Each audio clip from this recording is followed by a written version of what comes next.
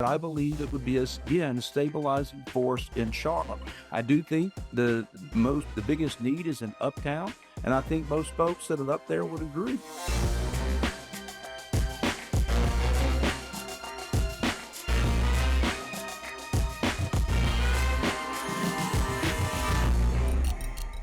Welcome to On the Record here on Queen City News Plus. I'm Chief Political Correspondent Andy Weber.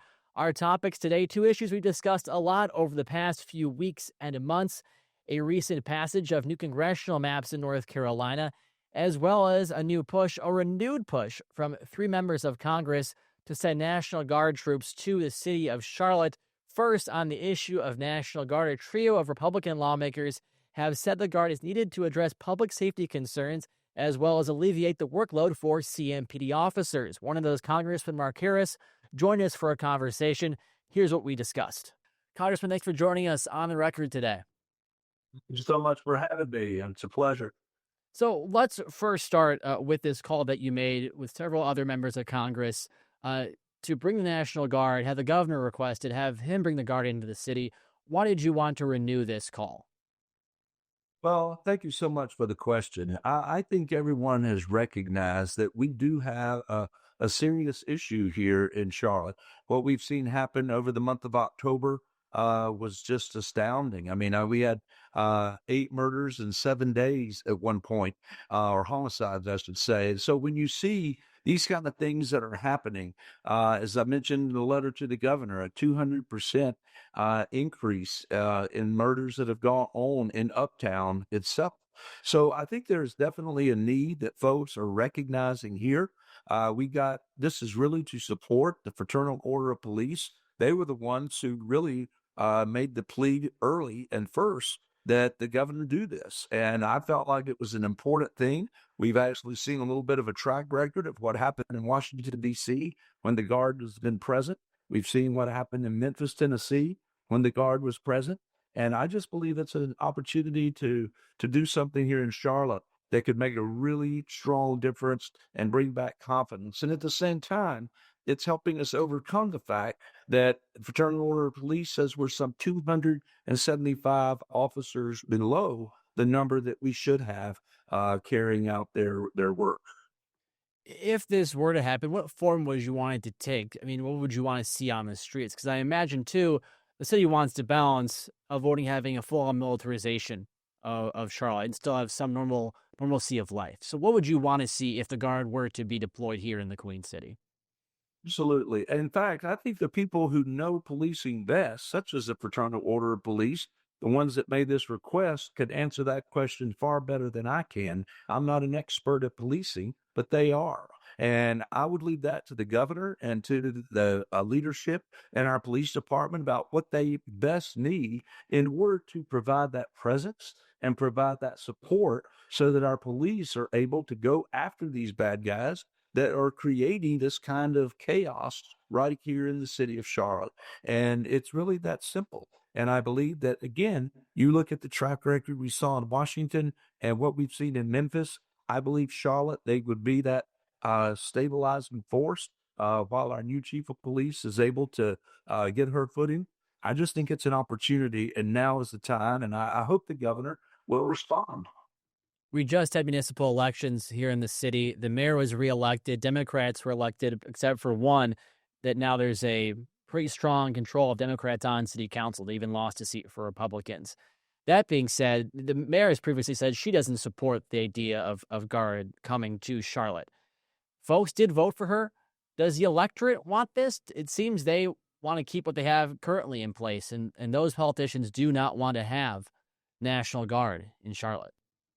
Well, again, let me point out the mayor of Washington, D.C. didn't want the National Guard coming there. The mayor of Memphis didn't want the National Guard coming there. But both of them decided to cooperate and to work with the National Guard, and both of them saw results. And you just can't argue with those results that they saw with a tremendous reduction in homicides. There was actually legal guns that were out on the streets that they were able to actually seize. They were able to find missing children in a number of cases as well.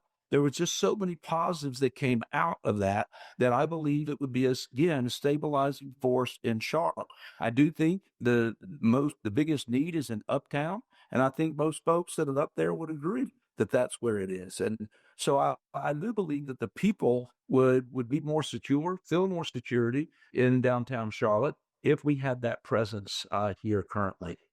Well, and since I have you, we're now in the longest government shutdown we've seen. And we're already starting to see impacts to the airport. We're seeing impacts to federal employees not getting their paychecks. What has to budge to get things back to normal to avoid the serious impacts of this shutdown? I heard someone say earlier today in an interview that they believe that the shutdown was maybe only hours away from being over. I hope they're right if that is indeed the case, but that means that the Senate will have come to their senses and 5 Democrats will join the rest of the Republicans and vote for cloture that they can then vote on that clean CR. If they'll just pass that clean CR, it can be done immediately. Now, if they mess with it and they come up with something else, and I don't know what they're going to do in the Senate, there seem to be some conversations taking place, but I've been very, very thankful that we have stood solid, we've stood strong, and we've stood consistent to simply say, pass the clean CR and let us do what we need to do in moving more appropriation bills. But we're going to see what the Senate comes up with, and then we're going to be headed back to make sure that we can get the government open. It needs to happen. We've got to pay our border patrol. We've got to be paying our military. We've got to pay our air traffic controllers.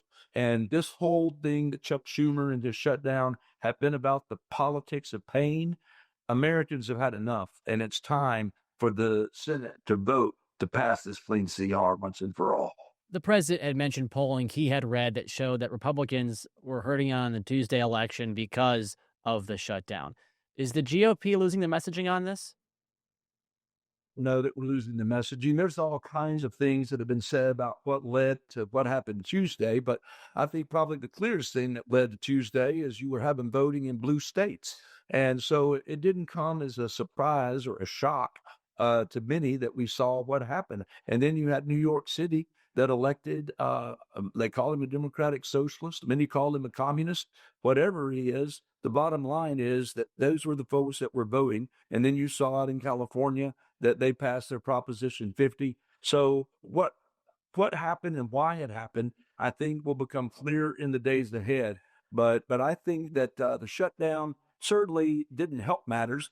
But I do think it helps Republicans that we're remaining consistent and remaining very clear in the way we're operating. We're being transparent. We're saying to the American people, there's nothing in that clean CR we passed that would give reason for the Senate to hold the American people hostage. And that's what they're doing. Congressman Mark Harris, we'll leave it there. I appreciate you joining us today on the record. Thank you. It's always good to be with you. Welcome back. Last month, the GOP controlled General Assembly in Raleigh passed a new congressional map for the state. The way it was drawn gave Republicans, odds are, gave Republicans an additional seat in the U.S. House come the next election cycle. That's brought attention to an old argument that the map should be drawn differently using an independent commission that does not use politics to draw the maps and does away with the system of gerrymandering. One of the advocates, Bob Phillips with Common Cause NC, joined us on the record. Here's his argument for why he thinks the map should be drawn differently. Bob, thanks for being with us. Good to be with you. So first of all, what do you make of this new map that was passed yesterday? Well, the map is the worst of the worst. It has been analyzed to be the most gerrymandered, the least responsive congressional map in our state history. Again, it does not get any worse than this. And the reasons behind it just magnify how bad this whole process has been. Has nothing to do with any kind of court order or any kind of change in our demographic. It's simply the order of Donald Trump and unfortunately our Republican-controlled legislature acting on his behest. There's been much talk about gerrymandering as gerrymandering is seen across the country in both blue and red controlled states. There was an argument made recently at a time that said, this is just sort of the process. This is how we draw the maps here, and we have the right to, and it's a partisan process. What do you make of that argument, that this is just how the system works?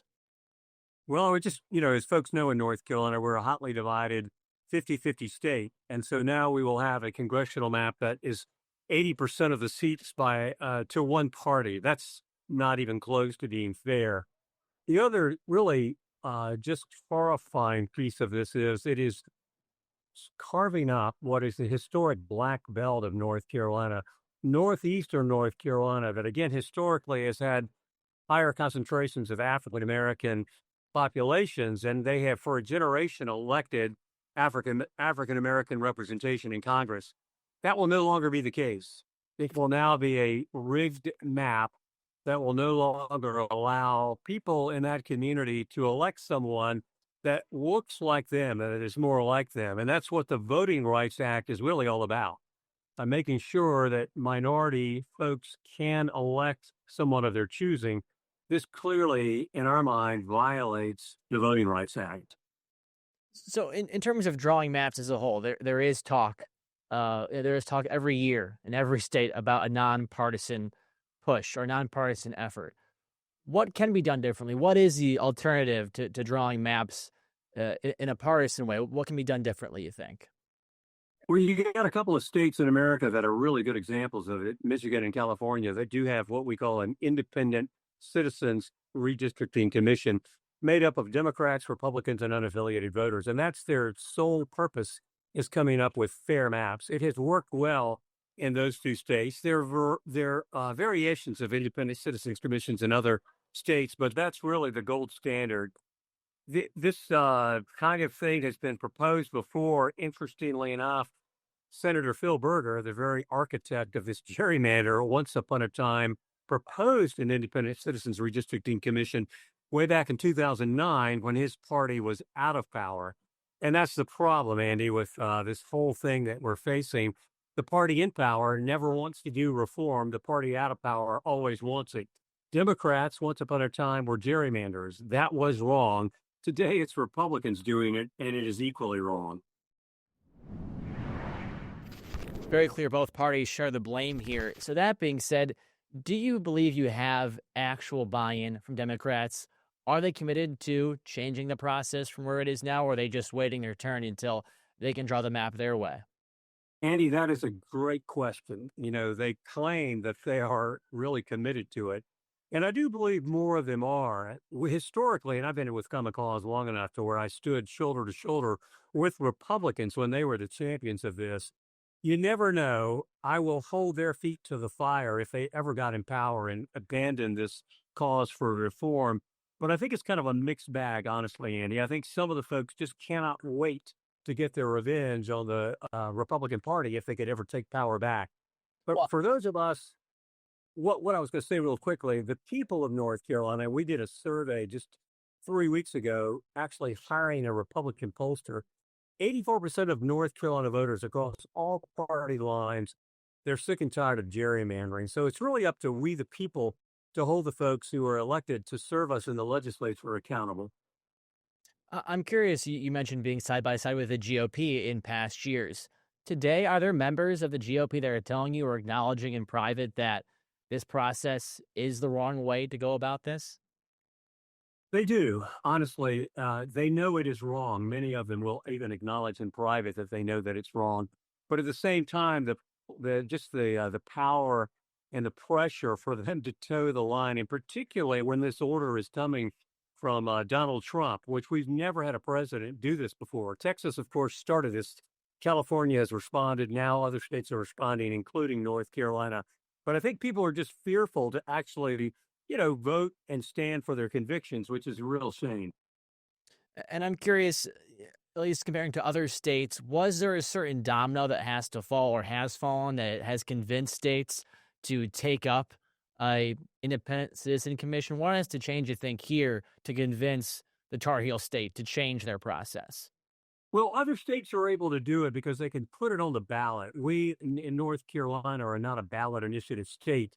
In Michigan and California, those two examples I mentioned, it was something that was before the voters. There's no question in my mind that if we could get this on the ballot, that the citizens of North Carolina would overwhelmingly support an independent citizens redistricting commission. However, the only way to get anything on the ballot in this state is that 3/5 of each legislative chamber has to endorse such. And of course, when it's controlled by the very people who are benefiting from rigged elections and rigged maps, unfortunately, they're not about to do it. Really, Andy, I think the only thing we can really push for is next year's election. We have a state Supreme Court not chief, but a state Supreme Court justice election. And it is really our state court that can decide once again whether partisan gerrymandering is a violation of the state constitution. And I think for people watching, the most important thing is to think about the people that we elect for our state Supreme Court, and support candidates who support fair maps and not gerrymandering. And lastly, on this individual map that was just passed, there is a belief there'll be a challenge citing the Voting Rights Act in the majority-minority districts. Do you think this map will survive a challenge, or do you see that argument winning out that this map does not represent that black voting bloc properly? Again, it's a great question, and it always depends on what court you go to. I don't know whether the challenge will come from a state challenge or a federal challenge. There are some justices and judges who are not as receptive to the idea that they can make a judgment on any kind of a map. We've seen that at the U.S. Supreme Court and at our own state Supreme Court here. I think, though, there is no way you can justify in North Carolina having a congressional map that's 11-3 and having that particular district that has traditionally been represented in Congress by an African American and say that this is fair. So I do have some optimism that wherever this challenge goes, be it state or federal, there's a very good chance that this map could be overturned, and there will probably be a preliminary injunction filed to perhaps stop this map from actually taking effect for the 2026 election. That certainly is our hope at Common Cause that would happen. All right, we'll leave it there. Bob Phillips with Common Cause NC. Thanks for joining us. Thank you, Andy.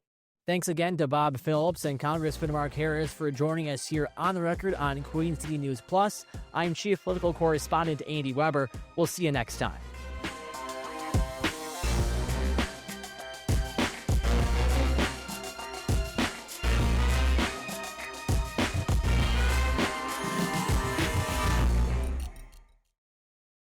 Queen City News Plus. Just search Queen City News on your smart TV's app store.